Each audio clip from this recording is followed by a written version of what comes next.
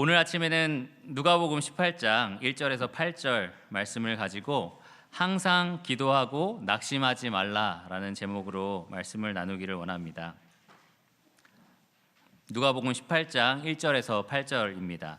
항상 기도하고 낙심하지 말라.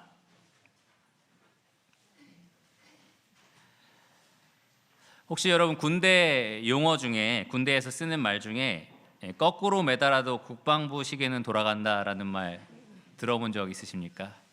아마 자매님들은 많이 없으실 거고 형제님들은 많이 들으셨을 텐데요. 이 무슨 말인지 혹시 아십니까? 무슨 말이냐면 군인들에게는 하루하루가 한 달 같고 1년 같고 시간이 너무 안 가는 것 같은 거죠. 근데 그런 친구들에게 우리가 위로나 격려를 해줄 때에 아무리 이렇게 더딘 것 같아 보여도 시간은 간다, 언젠가 제대하는 날은 온다, 이렇게 격려해주는 말입니다. 조금 특이하죠. 모든 고생과 수고가 끝나는 전역하는 날은 반드시 온다, 이렇게 이야기를 해주는 겁니다. 군대에 다녀오신 분들은 아마 이해하실 겁니다. 우리가 그 지겨워했던 그 시간들이 지금 이렇게 다 끝나고 되돌아보면 언제 끝났지? 굉장히 빠르다라는 생각을 아마 하실 겁니다. 우리 바월이 청년은 아마 이해를 못할 거예요. 언제 시간이 가나 이런 생각을 아마 할 텐데 이미 제대한 사람들은 그게 언제였는지 사실 기억이 잘 나지 않을 정도로 짧게 느껴집니다. 남자들뿐만 아니라 여자들도 마찬가지인데 아이를 키우시는 분들 어떠십니까? 매일 아침 일어나도 똑같은 아이 같은 그 모습을 볼 때 언제 이 아이가 커서 학교 들어갈까?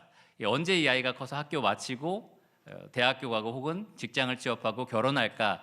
이런 생각들을 아마 많이 하실 겁니다. 근데 이미 장성해서 독립된 아이들을 두신 부모님들 생각해 보시면 시간이 너무 빨리 간 것 같죠? 그때는 몰랐는데, 그때는 언제 자라나라고 생각했지만 지금은 언제 커서 이렇게 아기 낳고 잘 크고 있을까, 아마 그런 생각들을 하실 겁니다. 이렇게 기다리는 것들이 이루어지는 날에는 모든 보상과 기쁨이 따르고, 그러나 기다리는 동안에는 그것이 참 가지 않는 것 같습니다. 그리고 지치게 됩니다. 그러면서 낙심할 때가 참 많이 있습니다. 그것이 우리의 인생인데요. 특별히 이 다시 오실 그리스도를 기다리는 그리스도인의 인생 역시 그 가운데 낙심할 때가 참 많이 찾아옵니다. 예수님은 지난 시간에 우리가 기다리고 있는 그날, 바로 인자의 날에 대해서 제자들에게 말씀하셨습니다. 그날 예수님이 오시면 모든 불의를 바로 잡아주겠다, 너희가 당한 모든 고통들을 내가 보상하겠다라고 약속을 하셨습니다. 함께 승리를 누리고 함께 왕처럼 다스릴 것이다 라고 말씀하셨습니다.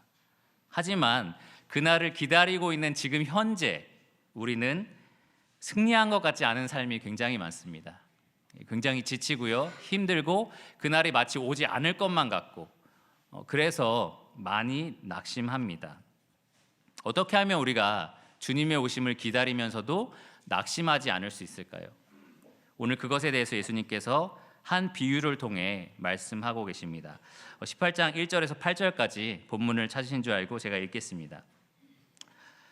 예수께서 그들에게 항상 기도하고 낙심하지 말아야 할 것을 비유로 말씀하여 이르시되, 어떤 도시에 하나님을 두려워하지 않고 사람을 무시하는 한 재판장이 있는데, 그 도시에 한 과부가 있어 자주 그에게 가서 내 원수에 대한 나의 원한을 풀어주소서 하되, 그가 얼마 동안 듣지 아니하다가 후에 속으로 생각하되, 내가 하나님을 두려워하지 않고 사람을 무시하나 이 과부가 나를 번거롭게 하니 내가 그 원한을 풀어주리라. 그렇지 않으면 늘 와서 나를 괴롭게 하리라 하였느니라. 주께서 또 이르시되, 불의한 재판장이 말한 것을 들으라. 하물며 하나님께서 그 밤낮 부르짖는 택하신 자들의 원한을 풀어주지 아니하시겠느냐? 그들에게 오래 참으시겠느냐? 내가 너희에게 이르노니 속히 그 원한을 풀어주시리라. 그러나 인자가 올 때에 세상에서 믿음을 보겠느냐 하시니라. 보통 예수님께서 비유를 말씀하실 때 이 말씀을 전하는 자들은 과연 무슨 목적으로 이 비유를 말씀하실까 고민을 많이 하게 됩니다. 비유를 연구하고 예수님이 어떤 문맥에서 이런 말씀을 하셨는지 열심히 살펴보면서 이 비유는 이목적으로 주셨구나라고 생각하게 됩니다. 근데 오늘의 비유는요, 누가가 처음부터 왜 이 비유를 하셨는지 분명하게 기록하고 있습니다. 1절을 보시면 예수님께서 왜 이 비유를 말씀하셨는지 분명하게 말합니다. 먼저 가르치는 분은 예수님이고요.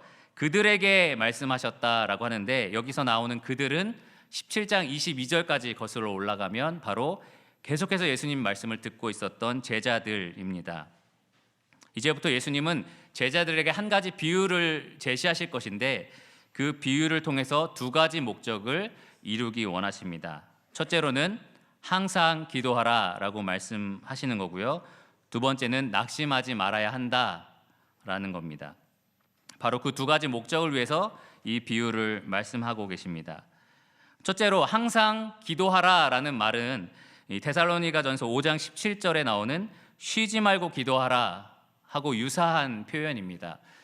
쉼 없이 길게 계속 기도하라라는 말이 아니고요. 언제든지 하나님께 아뢰고 나아가고 붙들고 의지하고 신뢰하라, 그러한 말입니다. 항상 반복적으로 계속해서 하나님을 붙들어라라는 말입니다. 이 기도를 떠받치는 두 기둥이 있습니다. 기도를 떠받치는 두 기둥이 있는데, 바로 하나는 겸손이고요, 또 다른 기둥은 믿음입니다. 기도는 겸손에서 시작됩니다. 겸손은 하나님 앞에서 내가 누구인지를 바르게 아는 자세입니다.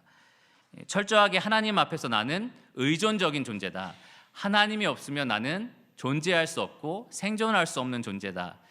하나님이 나에게 필요한 모든 것들을 주고 계신다라는 것을 인정하는 것입니다. 그것이 바로 겸손입니다. 또한 기도는 믿음 위에 세워집니다. 하나님이 만일 우리에게 필요한 모든 것을 주실 수 없다, 능력이 없는 분이다, 혹은 능력은 있지만 선하지 않는 분이다 라고 생각한다면 그분께 구할 수가 없습니다. 기도하지 않을 것입니다. 반대로 하나님이 능력이 뛰어나시고 그리고 우리를 향한 사랑이 넘치시는 분이다, 그것을 믿기 때문에 우리가 하나님께 기도하는 것입니다. 교만한 자는 하나님께 구해야 할 필요를 느끼지 못합니다. 하나님에 대한 믿음이 없는 자는 그분께 구하려고 하지 않을 것입니다. 그래서 만일 우리 삶에 기도가 없다라면 그것은 우리가 교만하다라는 의미고요, 또 하나로 우리가 하나님을 그렇게까지 믿지 못한다라는 증거입니다.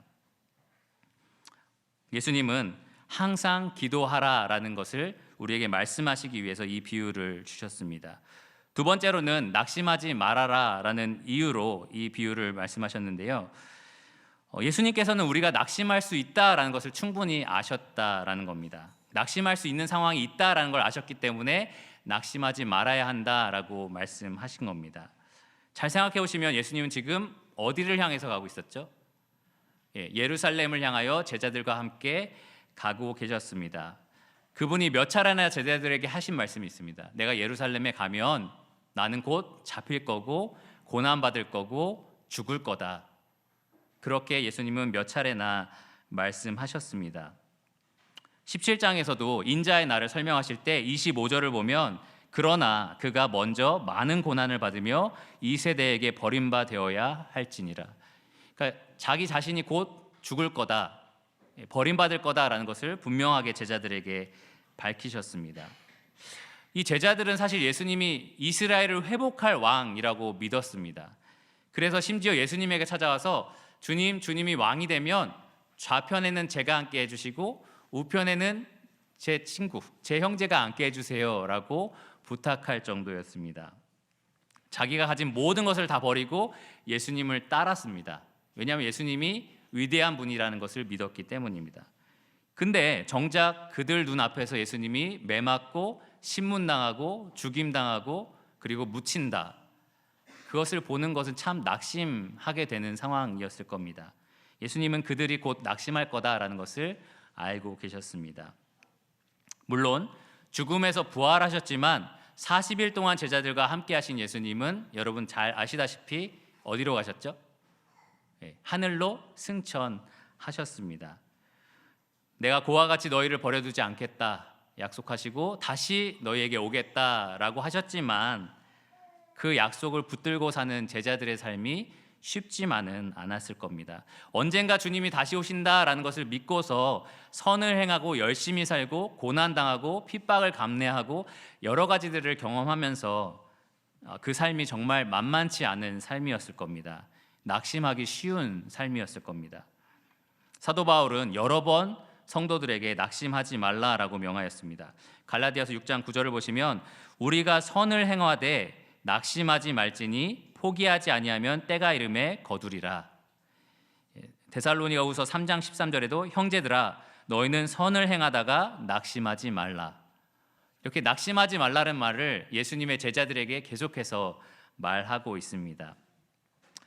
예수님이 제자들에게 낙심하지 않게 하기 위해서 나 말고 또 다른 보혜사를 보내겠다라고 약속하셨습니다. 이 또 다른 보혜사가 누굴까요? 바로 성령 하나님입니다. 이 로마서 8장 26절에 보면 이 성령 하나님께서 우리 성도들 마음속에서 우리를 위해서 간절히 간구하신다, 탄식하면서 기도하신다라는 말이 있습니다. 거기에 뭐라고 표현되어 있냐면 우리의 연약함을 도우시나니. 낙심의 또 다른 의미가 바로 연약해지다입니다. 예수님이 약속하신 성령이 사도행전 2장에 임하였을 때 제자들은 비로소 담대함을 갖게 됩니다. 그들의 겉사람이 낡아지지만 담대하게 낙심하지 않게 되고요. 사방으로 우겨쌈을 당하고 답답한 일을 당했지만 낙심하지 않게 되었습니다. 우리도 마찬가지입니다.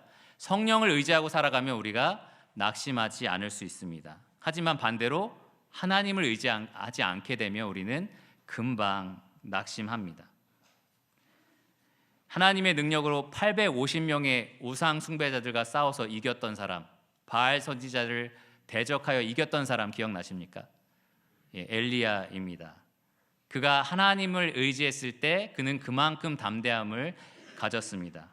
하지만 그 바로 다음 날 그가 무엇을 요구했는지 아십니까?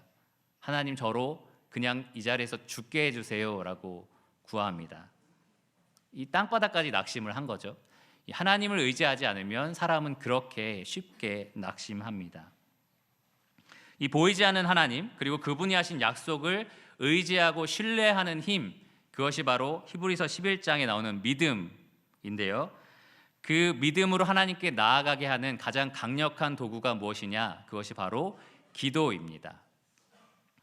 그래서 예수님은 낙심하지 말라와 동일하게 또 항상 기도하라라는 말을 같이 이 비유를 통해서 말씀하려고 하시는 겁니다.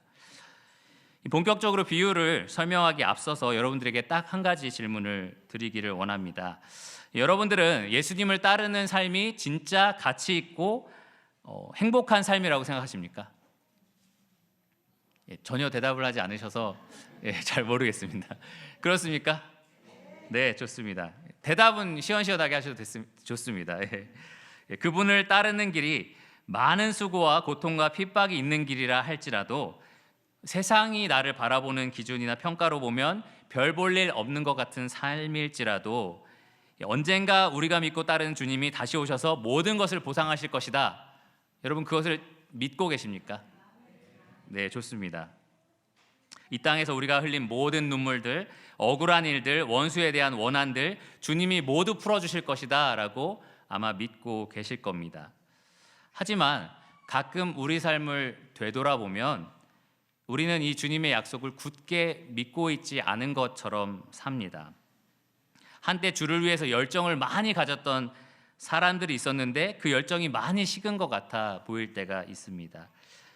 그냥 교회에 오긴 오는데 주변에서 방황하는 것처럼 보일 때도 있습니다. 왔다 갔다 하고 있지만 약간 맴도는 것처럼 그렇게 보이는 사람도 있습니다. 주님 말씀을 사모하고 열정적으로 주님을 섬기기보다는 나그네처럼 떠돌면서 신앙생활을 유지하는 그러한 사람들도 봅니다.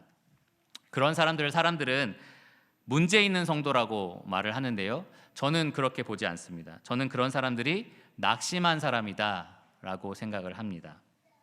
자기 삶에 불어닥친 큰 위기 때문에 혹은 하나님에게 실망했거나 사람에게 실망해서 이 하나님의 약속을 붙들 힘을 잃어버린 상태라고 저는 생각을 합니다. 그분이 오시는 날, 다 갚아주시는 그날까지 기다리기를 힘든 겁니다. 기다리기가 이제 힘들고 지쳐버린 것입니다. 주님은 이 비유를 다 마치시고 8절에 보시면 그러나 인자가 올 때에, 내가 다시 올 때에 세상에서 믿음을 보겠느냐라고 물으셨습니다. 그 온전한 보상이라든지 모든 눈물을 닦아주시는 그날이 오기 전에 그때까지 너희가 기다릴 수 있겠느냐, 그때까지 나를 믿을 수 있겠느냐라고 물으신 것입니다. 제자들이 연약하다라는 걸 아셨고요. 우리도 사실 제자들처럼 참 연약한 사람들입니다. 그런 우리들에게 예수님이 절대 낙심하지 마라, 그리고 항상 기도하라 라고 말씀하기 위해서 이 비유를 아주 열정적으로 강력하게 말씀해 주고 계십니다. 이 비유의 내용이 무엇인지 그러면 살펴보겠습니다. 2절부터 보시면 이 비유는 어떤 도시에 있는 두 인물을 배경으로 하고 있습니다. 이 도시에는 두 인물이 살아가고 있는데요. 먼저 2절에 한 재판장이 나옵니다. 이 한 재판장이 유대인이었는지 이방인이었는지 우리가 알 수 없지만 이 사람이 어떤 사람이냐라고 묻는다면 예수님이 이렇게 말씀을 해주셨습니다. 하나님을 두려워하지 않고 사람을 무시하는 자다. 요즘에 저희가 수요일 날 이 인물 설교를 듣잖아요. 하나님을 온전히 신뢰한 자, 하나님 마음에 합한 자.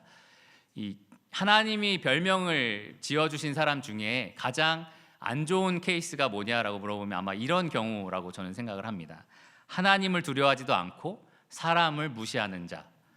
굉장히 나쁜 평가입니다. 특별히 이 사람이 하는 일 때문에 더 그렇습니다. 그냥 일반 사람도 아니고 이 사람은 재판장이었습니다. 재판을 하는 사람은 자기의 권력을 가지고 올바르게 공정하게 재판을 해야만 합니다. 근데 그는 하나님도 두려워하지 않고요, 사람을 무시하는 재판장이었습니다. 특별히 유대인들, 지금 이 말씀을 듣고 있는 제자들인 유대인들의 입장에서 재판장은 반드시 하나님을 두려워하는 마음을 가지고 재판해야 했습니다. 역대하 19장 6절과 7절을 보면 유대왕 여호사밧 왕이 재판장들에게 했던 말이 있습니다. 이렇게 말을 했는데요. 너희가 재판하는 것이 사람을 위하여 할 것인지 여호와를 위하여 할 것인지 잘 살피라. 너희가 재판할 때에 여호와께서 너희와 함께 하심이니라. 그런즉 너희는 여호와를 두려워하는 마음으로 삼가 행하라. 우리 하나님 여호와께서는 불의함도 없으시고 치우침도 없으시고 뇌물을 받는 일도 없으시니라. 하나님을 두려워한다면 마땅히 불의함도 없고 치우침도 없고 뇌물을 받지도 않고 공의롭게 재판해야 된다, 이렇게 이야기를 한 겁니다. 근데 지금 비유에 나오는 이 재판장은 하나님을 두려워하지 않습니다. 그러니 어떤 재판을 할까요? 불의한 재판을 할 거고요, 치우친 재판을 할 거고요, 뇌물을 받아가면서 자기에게 이득이 된다면 그쪽으로 재판을 내릴 것입니다. 특별히 이 당시에 유대인들이 이런 재판장을 향해서 고기 한 조각에 정의를 굽힐 사람이다, 이런 표현들을 했습니다. 자기에게 이익이 되는 방향으로 재판을 가르는 그러한 악한 재판장이 바로 이 사람이었습니다. 게다가 보통 재판장들은 내가 이렇게 악하게 행하면 사람들이 나를 어떻게 생각하지? 그러니까 자기의 명성에 대해서 고민을 하잖아요. 근데 이 사람은 사람을 무시하는 재판장입니다. 그러니까 남들이 나에게 뭐라고 생각하든지 신경 쓰지 않는 재판장입니다. 그래서 판결 결과에 대해서 그렇게까지 고민하지 않는 그러한 사람입니다. 판결 대상이 어떤 피해를 입고 있었는지, 어떤 괴로움을 당하고 있었는지 전혀 돌아보지 않는 그러한 악한 재판장입니다. 이런 재판장을 당시에 사람들이 강도 재판장이라고 불렀고요. 이 재판을 통해서 다른 사람의 재물을 빼앗는 데만 관심이 있었기 때문에 이러한 사람들을 강도라고 불렀습니다. 예수님은 6절에 이 사람을 한마디로 가리켜서 불의한 재판장이다, 이렇게 표현을 하셨습니다. 여기 이렇게 악한 재판장이 한 명 있고요. 그 다음에 나오는 등장인물은 3절에 한 과부입니다. 똑같은 도시에 과부가 한 명 살고 있었는데요. 지금도 그렇지만 당시에도 과부는 굉장한 어려움들을 가지고 있는 사회적 약자였습니다. 남편이 없다라는 것은 이 외부 환경으로부터 이 여인을 보호해줄 보호자가 없다라는 말입니다. 또 물질적인 공급을 해줄 수 있는 공급자도 없다라는 말입니다. 남편을 잃고 나서 부당하게 자기 재산을 많이 여러 이유로 빼앗길 수도 있습니다. 억울한 일을 아마 많이 당했을 겁니다. 예수님께서는 이 당시의 종교 지도자들에게 너희가 과부의 가산을 삼킨다라고 비판을 하셨습니다. 사회의 여러 악랄한 사람들뿐만 아니라 심지어 종교 지도자들까지 이 과부의 재산을 탐냈다라는 겁니다. 아마 이 과부도 불특정 다수로부터 많은 어려움들과 괴로움을 당하고 있었을 겁니다. 그래서 그녀는 자기의 억울함을 풀어줄 수 있는 유일한 이 재판장을 찾아갑니다. 그러면서 3절에 보면 원수에 대한 나의 원한을 풀어주소서라고 요구를 합니다. 이 재판장의 성격상 이 요구를 들었을까요? 네, 듣지 않습니다. 하나님은 성경을 통해서 과부를 보호하라라고 말씀하고 있지만 이 재판장은 어떤 사람이라고 했죠? 하나님을 두려워하지 않는 사람입니다. 그가 그 말씀에 신경 쓸 이유가 없습니다. 이 딱한 과부를 보면 인간적으로 불쌍히 여기는 마음이 있어야 되잖아요. 근데 이 재판장은 어떤 사람이라고요? 사람을 무시하는 사람입니다. 그것을 신경 쓸 필요가 없습니다. 그래서 그는 4절에 보면 얼마 기간인지 알 수 없지만 얼마 동안 그 말을 듣지 않았습니다. 귀를 막고 안 들었다라는 말은 아닌데요. 들렸지만 그것을 무시했다라는 말입니다. 이 과부의 입장에서 날마다 찾아가서 자기의 억울함을 호소하는데 그것을 전혀 듣지 않는다, 완전 무시한다라고 했을 때 지치고 낙심할 수 있는 상황입니다. 그런데 흥미로운 것은 먼저 지친 쪽이 과부가 아니라 재판장이었다라는 겁니다. 재판장은 날마다 찾아오는 이 과부 때문에 이제 힘이 듭니다. 지쳤습니다. 그래서 하루는 속으로 이런 생각을 합니다. 5절에 보시면 이 과부가 나를 번거롭게 하니 내가 그 원한을 풀어주리라. 그 전에 4절을 보시면 재판장이 자기 스스로를 설명하는 내용이 나오는데요. 내가 하나님을 두려워하지 않고 사람을 무시하나. 보통 악한 사람도 자기 자신에 대해서는 평가를 되게 잘합니다. 난 그래도 이렇게 착한 구석이 있어. 난 적어도 이런 사람이야 라는 평가를 하는데 이 재판장은 자기가 악한 것도 너무나 잘 알고 있었던 사람입니다. 자기가 봐도 자기는 이런 사람이다 라는 생각을 했습니다. 자기는 하나님도 무시하고 사람도 무시하는 사람이야. 근데 이 과부는 도저히 무시할 수가 없겠다라고 생각을 한 겁니다. 이 재판장은 과부 때문에 자기 명성이 깎일까 봐 두려워한 것도 아니고요. 하나님께 벌을 받을까 봐 두려워했던 것도 아닙니다. 다만 되게 귀찮고 번거로운 겁니다. 이 과부가 자기를 너무 귀찮게 하니까 그게 너무나 힘들었던 겁니다. 골치가 아픈 것이었습니다. 그래서 과부의 원한을 풀어주지 않고서 내가 편안하게 살 수 없겠다 이렇게 생각을 한 겁니다. 특별히 5절의 마지막 부분을 보시면 나를 괴롭게 하리라 라는 표현이 있습니다. 그가 와서 나를 괴롭게 할 거다라고 말하는 표현인데요. 이 말을 문자 그대로 번역을 하면 이렇습니다. 그녀가 내 눈 밑을 때리리라. 자꾸 내가 거절하면 그녀가 와서 한번 치겠다라는 생각을 한 겁니다. 계속 와서 자기를 괴롭히니까 이 재판장의 입장에서는 이러다가 정말 한 대 맞을 정도로 내가 큰일을 당하겠구나 이런 괴로움을 느꼈습니다. 그 정도의 괴로움을 느끼고 안 되겠다, 들어줘야겠다라고 생각을 한 겁니다. 예수님은 6절 말씀에서 이 불의한 재판장이 마지막으로 했던 그 말, 그것을 너희가 주의 깊게 들어라 라고 말씀을 하십니다. 바로 그 재판장의 마음, 그 말에서 너희가 교훈받을 게 있다라고 말씀을 하신 겁니다. 그리고 나서 7절과 8절에 예수님이 교훈을 주십니다. 7절에 보시면 하물며라는 단어가 나옵니다. 이 하물며라는 단어가 바로 오늘 비유의 핵심 단어입니다. 이 단어를 앞뒤로 예수님은 대상을 비교하고 계십니다. 앞에 불의한 재판장이 나왔었잖아요. 아주 악한 재판장.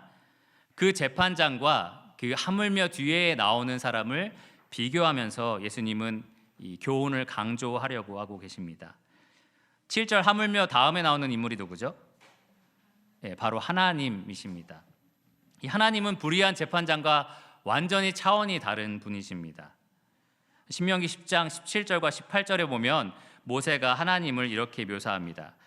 너의 하나님 여호와는 신 가운데 신이시며 주 가운데 주시요 크고 능하시며 두려우신 하나님이시라.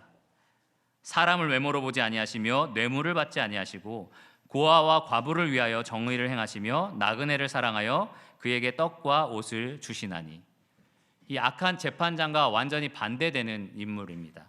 하나님은 전능하신 재판장입니다. 신중의 신이요 또 주 가운데 주시요 능하시고 크시고 두려우신 재판장입니다. 그가 재판하지 못할 이는 아무도 없습니다. 산자와 죽은 자 그리고 마귀와 사망과 음부까지 심판하시는 분이 바로 하나님이십니다. 또 하나님은 공의롭고 정의로운 재판장입니다. 사람을 외모로 취하지도 않으시고요, 뇌물을 받지도 않으시고 불의한 재판을 하지도 않으십니다. 아주 공의로운 재판을 하시는 하나님이십니다. 마지막으로 하나님은 인자하신 재판장입니다. 고아와 과부를 위해서 정의를 행하시고 나그네에게 유익을 끼치시는 그러한 재판장이십니다. 지금 앞에 있는 악한 재판장과는 완전히 다른 분이십니다. 하물며 그 악한 재판장도 자꾸 찾아와서 요구하는 그 과부의 음성을 들을지언데 하물며 그와 완전히 다른 이 하나님께서 너희의 부르짖는 소리를 듣지 아니하시겠느냐. 예수님은 지금 그 말씀을 하고 계십니다. 반드시 들으신다라는 말입니다. 7절에 보면 또 그들에게 오래 참으시겠느냐 이렇게 이야기를 하십니다. 우리말 성경에 따르면 이렇게 번역이 되어 있는데요, 오랫동안 모른 채 하며 내버려 두시겠느냐. 너희의 그 억울한 상황, 눈물 나고 괴로운 그 상황을 오랫동안 그냥 모른 채 하고 보고 계시겠느냐라고 물으시는 겁니다. 그렇지 않으신다는 말이죠. 악한 재판장도 그렇지 않는데 하나님이 그러시겠느냐라고 지금 예수님이 말씀하고 계십니다. 8절을 보시면 내가 너희에게 이르노니 속히 그 원한을 풀어주시리라. 오래 지체하지 않으시고 속히 그 원한을 풀어주실 것이다. 이렇게 말씀을 하십니다. 하나님께서 자기가 택한 자들, 그리스도 앞에 있는 제자들, 그리고 그들을 통해서 구원받은 우리들에게 우리가 억울해서 소리 지르는, 너무 눈물나서 괴로워하는 그 모든 일들에 대해서 가만히 두고 보지 않으실 거다라는 겁니다. 그것을 하나님 반드시 들으실 거고 그 원한을 풀어주실 것이다. 그것을 믿지 못하겠느냐라고 예수님이 말씀하고 계십니다. 이 땅에서 하나님 분명히 그것을 갚아주실 것입니다. 그리고 궁극적으로는 예수님이 그동안 쭉 해오셨던 것처럼 인자의 날에 예수님이 오셨을 때 모든 것들이 보상될 것입니다. 모든 흘린 눈물이 씻겨질 것이고요, 모든 억울한 일들에 대한 보상이 있을 것입니다. 그래서 예수님은 이 과부처럼 밤낮 부르짖어라, 계속해서 나를 신뢰하고 찾아와라, 붙들어라 라고 말씀하고 계시는 겁니다. 어떻게 생각해 보면 왜 우리가 하나님께 구하지 않을까, 왜 우리가 하나님을 의지하지 않을까 생각해 보면 어쩌면 우리는 하나님을 이 불의한 재판장처럼 생각하기 때문일지도 모릅니다. 마치 자기 백성인 우리가 당하는 고난을 무시하고 돌아보지 않는 재판장처럼, 우리가 흘리는 눈물에 무감각한 재판장처럼, 우리가 받는 핍박에 관심이 없는 것처럼 우리가 그렇게 하나님을 매정하고 사랑 없고 능력 없는 재판장으로 취급하기 때문일 수도 있습니다. 예수님은 그렇게 하지 말라라고 이 비유를 말씀하십니다. 이 비유를 통해서 생각해봐라, 이 악한 재판장도 그러는데 너희 하나님께서 그러시겠느냐라고 비교하면서 강조하고 계십니다. 너희의 반복적인 그 기도와 간구를 하나님이 무시하시겠느냐, 그 하나님이 듣지 아니하시겠느냐, 그렇게 말씀하고 계십니다. 여러분, 그 하나님을 믿으십니까? 우리는 하나님을 사랑합니까? 네, 사랑합니다. 그분이 우리를 사랑하시고 우리 음성을 듣는다는 것도 잘 알고 있습니다. 하지만 때로는 의심스럽습니다. 믿었다가도 믿음이 휘청휘청 그럴 때가 많습니다. 내가 사랑하는 가족이 심각한 질병에 걸렸을 때, 주를 위해서 선택했는데 그것이 오히려 경제적으로 안 좋은 결과로 찾아왔을 때, 빛과 소금처럼 살려고 노력하는데 오히려 고난과 핍박이 우리 삶에 찾아올 때, 우리를 억압하는 사람들이 오히려 세상에서 더 잘 되는 것처럼 보일 때 우리는 믿음이 연약해집니다. 하나님에 대해서 의심이 생깁니다. 하나님이 모든 것을 합력하여 선을 이루시겠다라고 약속하신 것을 믿지만 그 믿음이 많이 흔들릴 때가 있습니다. 이래도 정말 하나님이 나를 사랑하실까? 내 기도를 듣고 계실까? 그런 생각을 많이 합니다. 정말 하나님이 우리를 사랑하실까요? 우리가 믿을 수 있을까요? 한 가지 예화를 들려드리겠습니다. 지금부터 제가 하는 이야기가 누구를 말하고 있는지 한번 잘 생각해 보십시오. 어느 날 여러분들이 살고 계시는 집에 한 사람이 찾아왔습니다. 불청객같이 찾아왔는데요.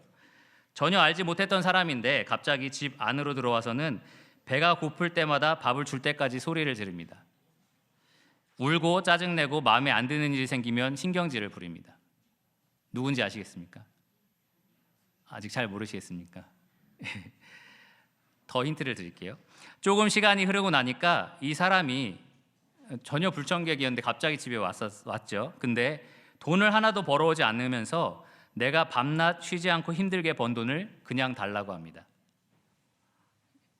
자기에게 필요한 것을 사고 입고 즐기기 위해서 돈을 계속 달라고 합니다. 심지어 그게 당연한 것처럼 요구합니다. 누군지 아시겠습니까? 네, 알겠죠? 조금만 더 들어보세요. 학교에 들어갈 때도 직장에 취업해도 심지어 결혼을 해서 독립된 가정을 꾸려도 언제나 이 사람은 나에게 의존적입니다. 시험 때 먹는 것을 챙겨달라고 요구하고 시간에 맞춰 깨워달라고 요구하고 직장 생활하면 자기 빨래를 해달라고 요구하고 아기를 낳아도 내가 봐주는 게 당연한 것처럼 맡깁니다. 이런 사람을 우리가 뭐라고 부를까요?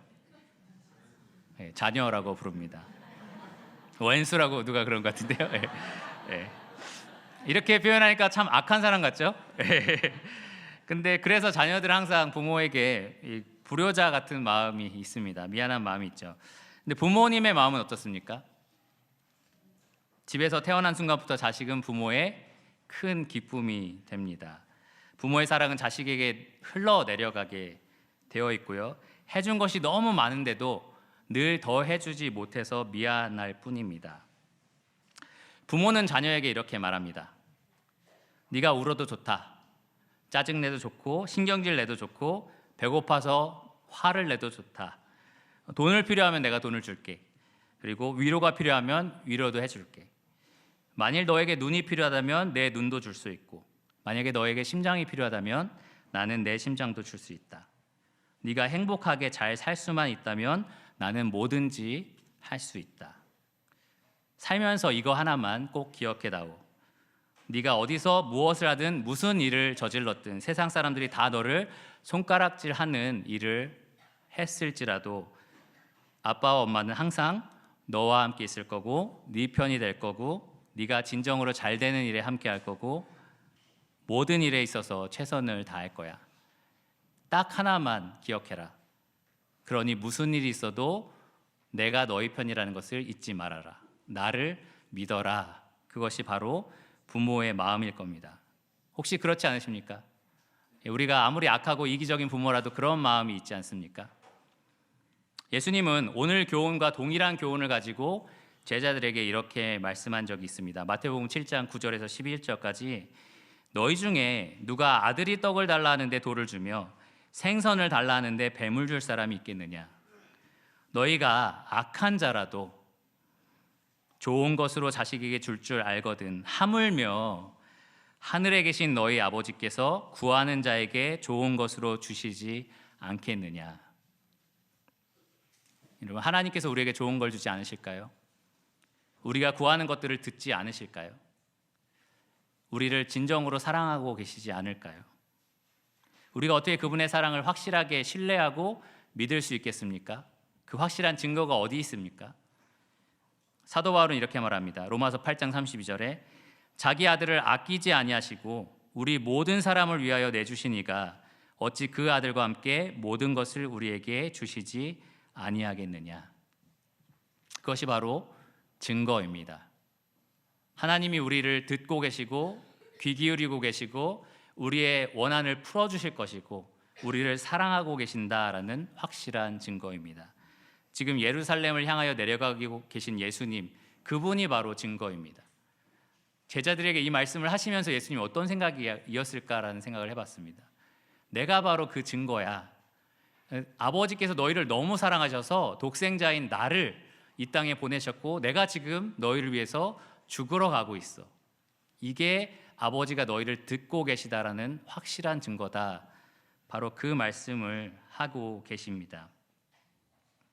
여러분, 우리는 내 힘으로 뭔가 할 수 없을 때에 낙심하지 말아야 할 충분한 이유가 있습니다. 전능하신 하나님께서 우리의 아버지이시기 때문입니다. 슬프고 고통스러운 일 가운데 낙심하지 말아야 할 이유가 있습니다. 모든 눈물을 닦아주실 공의와 정의의 하나님이 바로 우리 아버지이시기 때문입니다. 방황하고 맴도는 삶을 살지 말아야 할 이유가 있습니다. 아버지가 힘겨운 이 땅의 삶의 모든 것을 보상하실 것이기 때문입니다. 결국 질문은 그것입니다. 여러분, 그 아버지를 믿으십니까? 그 아버지를 신뢰하십니까? 정말 힘들고 낙심되는 상황에서도 그 아버지의 사랑을 확신하실 수 있겠습니까? 예수님 지금 그것을 묻고 계십니다. 이 말씀을 준비하면서 예수님이 하신 마지막 질문이 계속 제 머릿속을 맴돌았는데요. 8절을 보시면 그러나 인자가 올 때에 세상에서 믿음을 보겠느냐? 내가 다시 올 때에 그때까지 나를 믿고 신뢰할 수 있겠느냐라고 물으신 것입니다. 여러분, 어떻게 대답하기 원하십니까? 이렇게 대답하고 싶지 않으십니까? 네, 주님 보실 수 있을 겁니다. 다른 사람은 모르겠지만 저는 그 믿음을 가지고 있을 겁니다. 제가 어떠한 상황에도 주님의 사랑을 의심하지 않고 믿겠습니다. 항상 기도하고 낙심하지 않겠습니다. 주님, 어서 오십시오. 제가 주님을 기다립니다. 이렇게 여러분 대답하고 싶지 않으십니까? 마지막으로 시편 50편 15절 말씀을 하나 읽고 말씀을 마치겠습니다. 하나님께서 우리에게 대해서 이런 말씀을 하실 거라고 믿습니다. 시편 50편 15절인데요.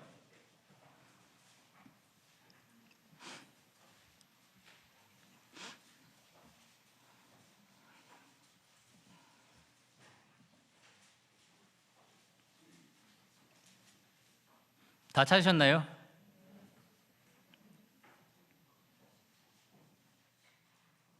다 찾으셨으면 저희가 한 목소리로 크게 정말 예수님이 다시 오실 때 내가 그 믿음을 갖겠다라는 의지를 가지고 큰 목소리로 함께 읽었으면 좋겠습니다. 시편 50편 15절입니다. 시작.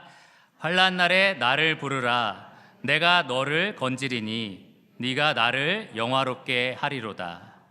네, 이 말씀을 붙드시고 낙심되는 상황 때 항상 하나님을 신뢰하고 낙심하지 말고 기도하시기를 바랍니다. 기도하고 말씀을 마치겠습니다.